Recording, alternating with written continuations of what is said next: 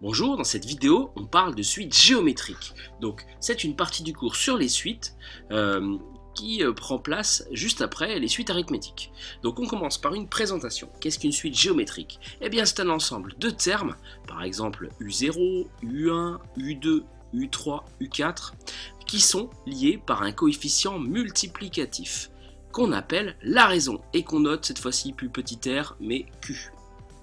Donc, à chaque fois, fois Q.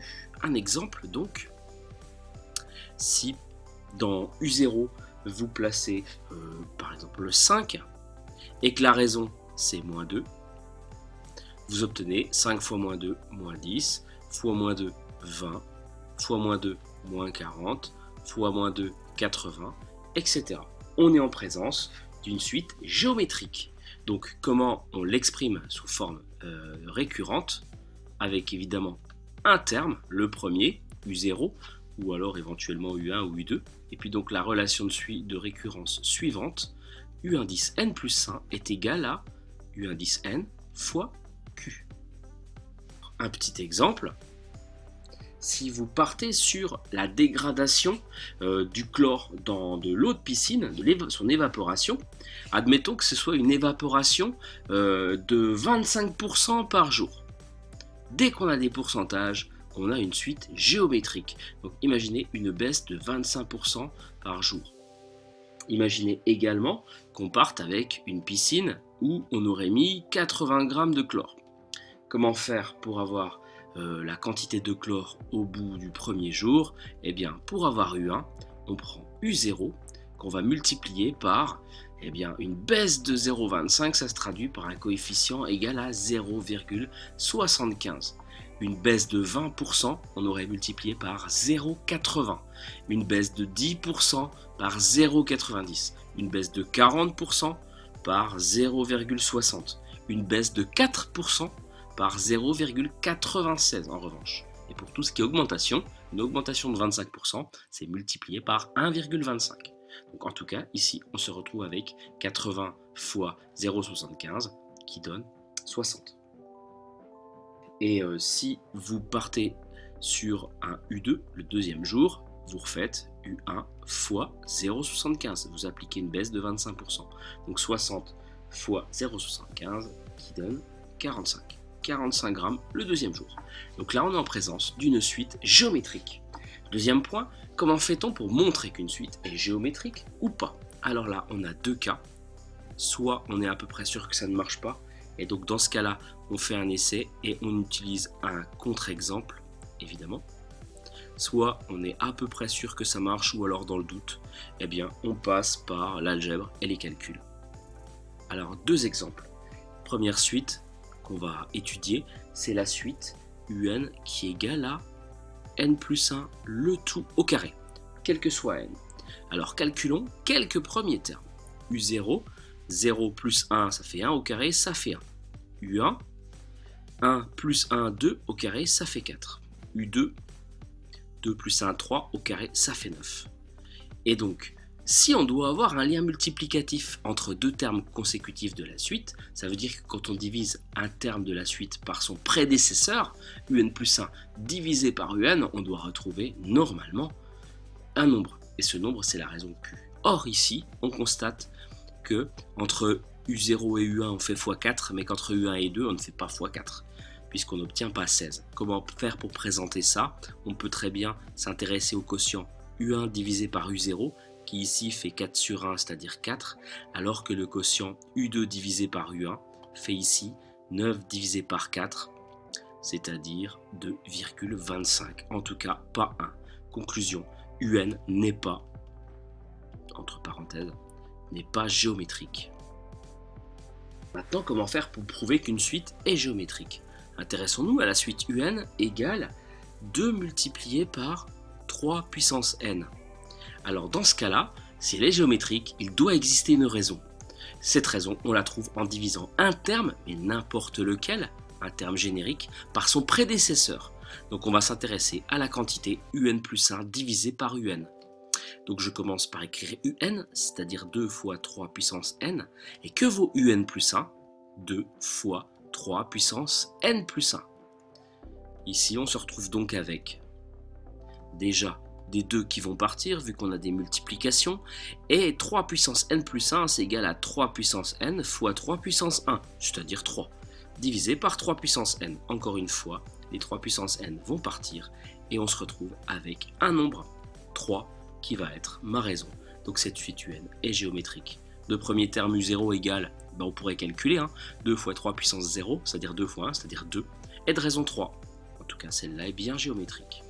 Donc deuxième point important, après avoir vu la présentation sous forme récurrente, après avoir montré comment faire pour prouver qu'une suite était géométrique ou pas, on va s'intéresser à la définition explicite. En fait, voilà un exemple sous vos yeux. On a dit que la raison c'était 3 et que le premier terme, je l'ai calculé, ça faisait 2. Et voilà la forme explicite qui est à retenir. On va retenir que pour n'importe quel n, dès que vous avez une suite géométrique, on a un qui est égal à u0 multiplié par q puissance n. Deuxième formule très importante. Alors comment la comprendre? Eh bien u1 c'est u0 fois q. u2 c'est u1 fois q. Mais on vient de dire que u1 c'était u0 fois q. Donc en fait u2 c'est u0 fois q au carré. Etc. etc. De proche en proche, on arrive à voir que u3 c'est u0 fois q puissance 3, etc. Le truc, c'est qu'on n'a pas toujours le premier terme u0. Donc si vous décalez à u1, on va se retrouver avec un égale u1 multiplié par q puissance n-1. C'est-à-dire, en fait, un saut de moins. Et puis si on généralise, un est égal à u n'importe quoi, p par exemple, avec p plus petit que n, multiplié par q puissance, le nombre de raisons que vous avez ici, c'est n-p, tout simplement.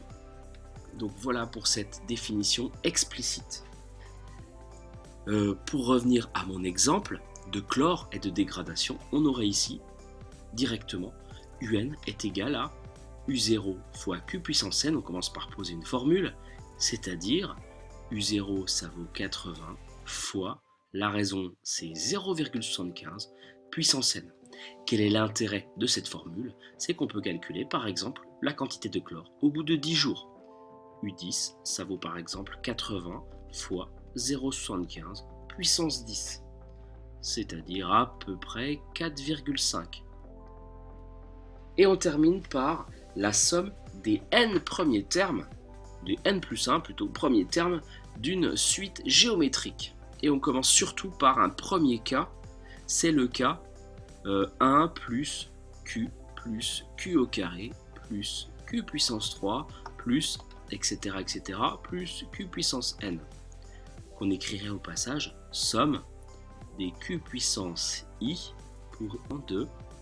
Alors là on a q puissance 1 et en fait le 1 c'est q puissance 0. Donc i alors de 0 à n. Eh bien une formule à apprendre par cœur, c'est 1 moins q puissance n plus 1 sur 1 moins q. C'est-à-dire, n plus 1, c'est le nombre de termes. De 1 à n, vous avez évidemment n termes, mais ici, il y en a également un, donc ça fait n plus 1. Un petit exemple, que vaut 1 plus 2 au carré, plus 2 au cube, plus, etc., jusqu'à 2 puissance 10, eh bien, ça vaut 1 moins 2 puissance, il y a 11 termes ici, puissance 11 sur 1, c'est-à-dire 1 moins 2 puissance 11 sur moins 1. Ou encore 2 puissance 11 moins 1. En fait, divisé par moins 1, ça revient à tout inverser.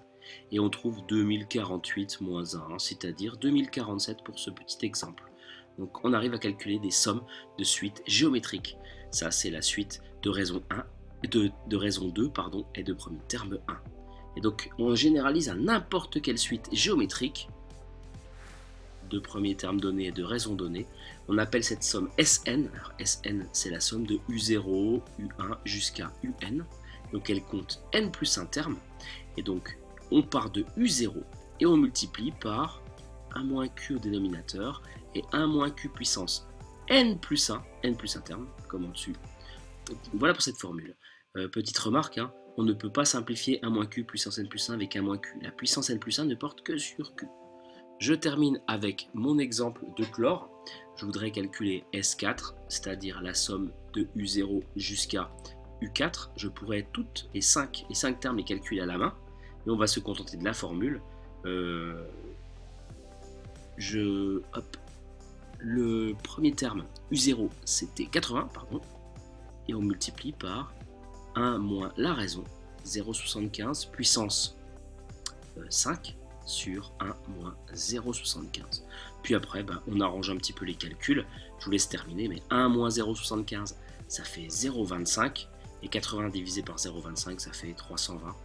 320, facteur de 1, puissance 5. Et on peut avoir une valeur approchée. Je vais m'arrêter sur cette valeur exacte. Vous avez tous les éléments qu'il vous faut connaître sur les suites géométriques. Pour tout ce qui est démonstration et application, on verra ça en cours. À bientôt!